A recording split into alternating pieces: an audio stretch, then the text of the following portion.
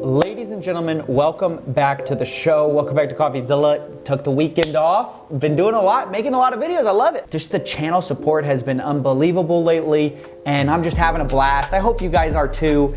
And you know, it's just been a lot of fun. So I hope you've loved seeing all the content, because I sure have loved making it. Now, real quick, before we move on to our main story today, I want to address the London Real elephant in the room real quick, okay? Because I made a video on Friday, and subsequently over the weekend, Brian Rose, I don't know how to say this nicely, he sort of melted down on his followers and was like pretty aggressively going after them.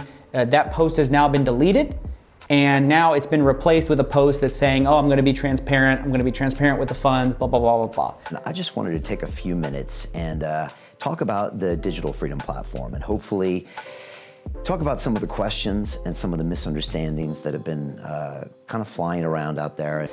We are gonna address all of that.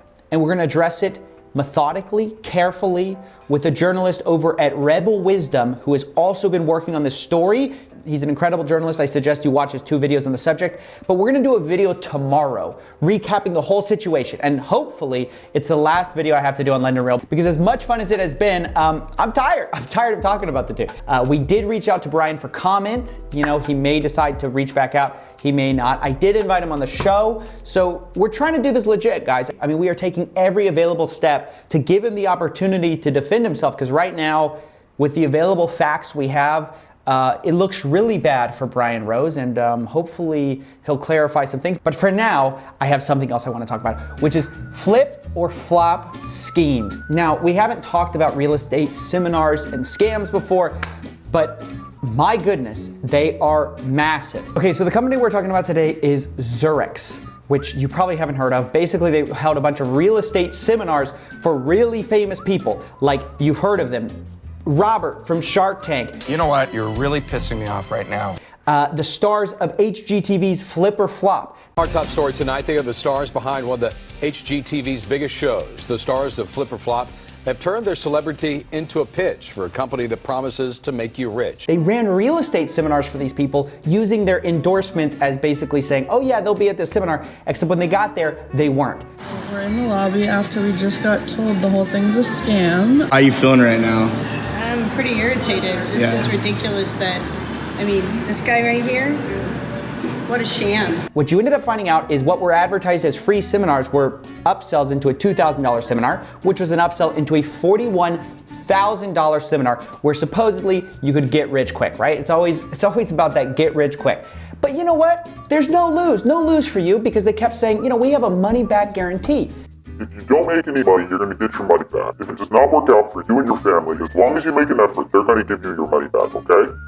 Except they didn't. What they had was a guarantee. If you jump through 1,000,000 hoops, you could maybe get a partial refund back. If you also signed a non-disparagement agreement to promise basically gag order, don't say anything. But not only that, because the hard selling went on. What if, like a lot of these people, you don't have the money for a $41,000 course? Well, Zurixx had a brilliant idea. They'd have you apply for credit cards right there at the seminar. But not only that, because that's a sucker's game, right? Because we already know a bunch of gurus who encourage their prospective buyers to go and put it on credit cards. No. Zurixx, they're masters. They're masters of the game. And so what they did instead is, when calling these credit card companies, you have a limit, right? A spending limit based on your current income. So Zurixx would tell the people, oh yeah, say your income is what we're telling you it's gonna be in 6 months from now, right? Like once you're rich from Flip or Flop, like we're telling you you're gonna make $100,000 a year. Say your income today is what we're promising your income's gonna be tomorrow, so that you can get a higher limit. Tell them how much you're going to make this year as a real estate investor, okay? So a good rule of thumb, there would be about 100K more than you did last year. We're not lying, we are projecting. So many people complain. In fact, the FTC had to get involved. They never get involved. The Federal Trade Commission is like a bear in hibernation. Like constantly people are yelling at them, hey, here's a scam, here's a scam, here's a scam, and they're just sleeping. You know how much noise you have to make in order to get the bear to wake up and finally do something? A lot of noise. And it turned out enough people complained, the Federal Trade Commission finally did something and they shut it down. But what was unbelievable to me was how a lot of these stars tried to distance themselves from Zurixx, right? Because look, you just promoted a gigantic scam. How do you really shrug that one off? I stand by our product. It's our tools, it's our system, it's what Tarek and I do. I've only heard very minimal complaints. Very minimal complaints. When the Federal Trade Commission shuts you down, there's a little bit more than very minimal complaints. But it gets better, because eventually a watchdog group at Dallas News reached out to them and said, hey, can you answer some questions? But they couldn't show up. Instead, they sent in a video. Right. Hey Dave, this is Tarek, this is my wife Christina, and we're really sorry we couldn't make it to the event. Instead, they say they're too busy with charities to answer any hard-hitting questions. Working on building this beautiful house for a deserving veteran, and we just love giving back to the community, and that's what we do. We're in real estate, we improve homes, and everybody is happy at the end of the day, and they deserve it. You know, when you get involved in a scam, you want to be seen next to a charity. You want to immediately grab the nearest poor starving child you can, or the next homeless guy you can, and go, hey, I'm too busy helping this guy to answer your questions about my, alleged improprieties. And we're really sorry we couldn't make it to the event, but we're here today with Habitat for Humanity. Did you talk to the celebrities and ask them about their connection, and did you get any response? Well, I tried. I left voicemail messages for them a couple of times on the 2 stories I've written, but they sent me a YouTube video which I posted, in which they're standing in front of a garage and they're saying they're rehabilitating a house for a veteran, and they said hi.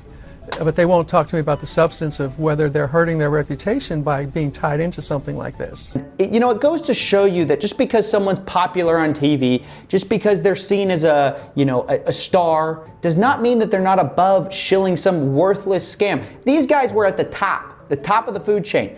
The Shark Tank Robert guy, he's top of the food chain. But it's never enough, right? It's never enough money. They're making millions of dollars with the show. They still have to pitch some shameless garbage course, and you're left holding the bag. Let's get right to that. The will to win. Is that the distinguishing thing between the winners and the losers, the person who's in first and the person who's second? Is it just their desire? Whoa. Well, I don't think there's such thing as losers. Conference is canceled. Conference was never happening, unfortunately.